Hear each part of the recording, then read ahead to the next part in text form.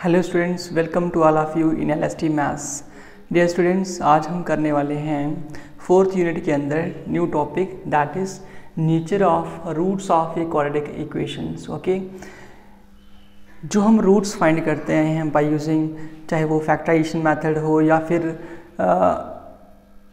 Completing square methods हो या फिर बाय यूजिंग क्वाड्रेटिक फार्मूला हो। ओके स्टूडेंट्स, अब किसी भी क्वाड्रेटिक इक्वेशन के रूट फाइंड करने से पहले ही उनकी नेचर के बारे में जानना, ठीक है। ये सारा आएगा टॉपिक कौन से वाले के under, nature of roots of a quadratic equations. Okay students, तो इस टॉपिक में सबसे पहले हम लेट कर लेते हैं a x square plus b x plus c equals to 0 be a quadratic equation।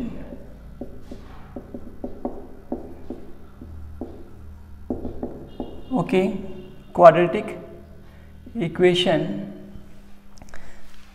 Then यदि ऐसा है, discriminant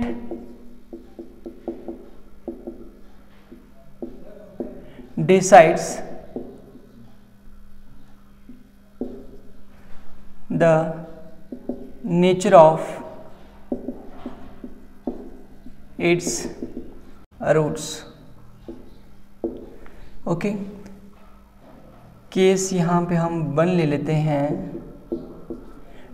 इफ अब जो डिस्क्रिमिनेंट रहेगा ना, उसको हम डी से डिनोट करेंगे और उसको निकालने का फार्मूला है क्या, बी स्क्वायर माइनस 4ac। ठीक है, if D that is this term is greater than 0, यदि ऐसा हुआ then we get a real and unequal means different means not same roots।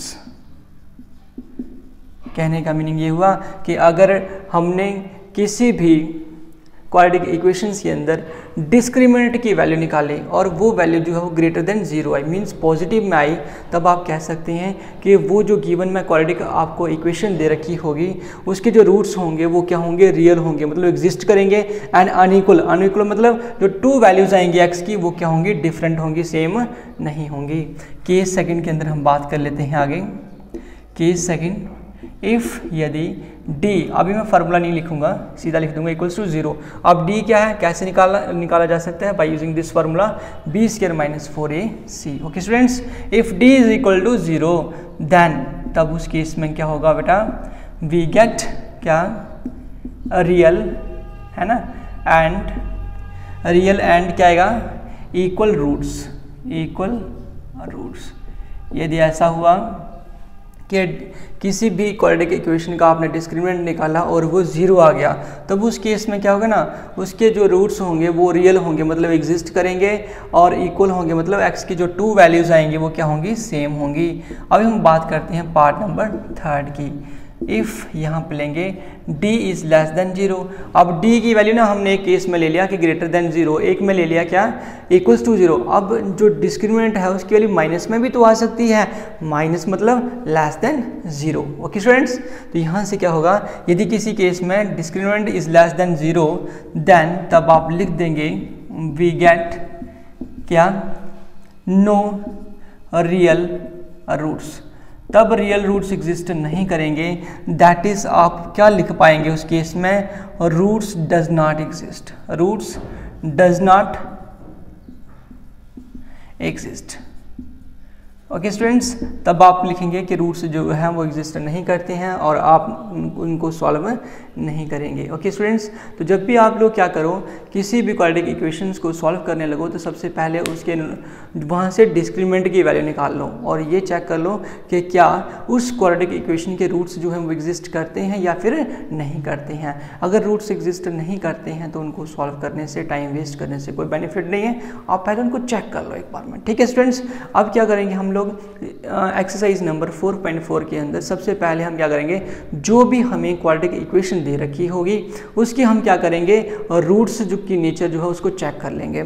और जैसे ही हमारे पास टू केसेस आएंगे। यदि मान लीजिए किसी अगर हमारे पास डी की वैल्यू ग्रेटर देन 0 आएगी या फिर इक्वल टू 0 आएगी, मतलब फर्स्ट टू केसेस बनेंगे तो हम क्वाड्रेटिक इक्वेशन को सॉल्व करेंगे, अदरवाइज अगर थर्ड केस बना तो उसको सॉल्व नहीं करेंगे। ओके स्टूडेंट्स, डायरेक्टली लिख देंगे roots of this quadratic equation does not exist. Okay students,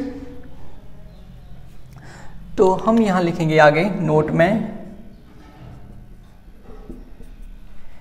if a real roots exists, a real roots exists, then तब उस केस में क्या होगा, क्वाड्रेटिक इक्वेशन जो आपने ले रखी है ax² plus bx plus c equals to 0 can be solved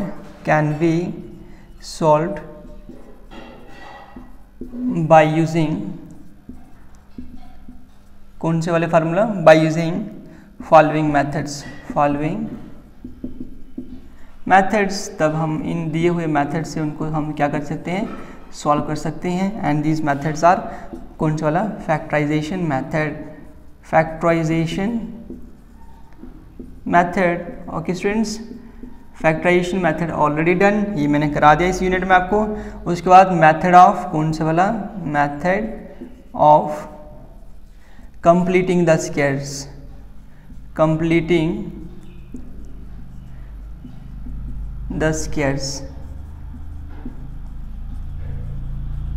okay. उसके बाद नेक्स्ट आता है हमारे पास method of completing the squares के बाद आ गया हमारे पास यूजिंग क्वाड्रेटिक फार्मूला। अब ये फार्मूला है क्या स्टूडेंट्स, ये हमने अभी पढ़ाया नहीं ना आपको डिटेल में, तो ये आप लोग सीख लो कि क्वाड्रेटिक फार्मूला है क्या। ठीक है, क्वाड्रेटिक फार्मूले के अंदर देखिए ये क्वाड्रेटिक इक्वेशन है, तो ए जो है वहाँ पे क्या बन जाएगा, coefficient of X square, B क्या हो गया, कोफिशिएंट ऑफ एक्स, और सी क्या हो गया, कांस्टेंट टर्म। ओके स्टूडेंट्स, तो अगर हम होल इस क्वाड्रेटिक इक्वेशन की बात करें तो ये इसमें वेरिएबल x है, तो आप यहाँ पे x लिखेंगे। ठीक है, क्योंकि सोल्यूशन में तो x की वैल्यू आएंगी, तो फार्मूले से क्या लिखेंगे, minus b is the coefficient of x। यहाँ पे डबल साइन यूज़ करेंगे, प्लस और माइनस, रूट ऑफ ये क्या आ गया, d, capital D is the discriminant जो आपने पहले से निकाला होगा, डिवाइड बाई क्या आएगा 2a। और ये जो फार्मूला है, ठीक है, इसको बोलेंगे हम कौन सा वाला formula, quadratic formula. Okay students, एक बार फिर से इसको रिकैप कर लेते हैं स्टूडेंट्स। तो हमने अभी तक ये पढ़ा कि अगर मान लीजिए कि हमारे पास एक क्वाड्रेटिक इक्वेशन है ax² plus bx plus c equals to 0, तो उसके जो रूट्स की नेचर है उसको हम फाइंड आउट कर सकते हैं with the help of discriminant को हम d से डिनोट करते हैं, और फाइंड करने का फार्मूला होता है b² minus 4ac। Okay students, अब जब भी आप किसी भी क्वाड्रेटिक इक्वेशंस के अंदर डिस्क्रिमिनेंट निकालते हो और वहाँ पे उस d की वैल्यू जो है वो पॉजिटिव वैल्यू आती है, मतलब ग्रेटर देन 0 आती है, तब आपने ये कंक्लूजन निकाल लेना है कि जो भी आपको क्वाड्रेटिक इक्वेशन दी हुई है उसकी जो रूट्स की नेचर है वो क्या होगी, रियल एंड अनइक्वल होगी। अगर d जो है वो इक्वल्स टू 0 हुआ, ठीक है, जैसे मैंने सेकंड केस में लिया हुआ है ये d equals to 0, then we get real and equal roots. तब उस केस में रूट एग्जिस्ट करेंगे और उनकी जो वैल्यूज़ होंगी, रूट मतलब x की 2 वैल्यूज़ होंगी, वो क्या होंगी, सेम होंगी।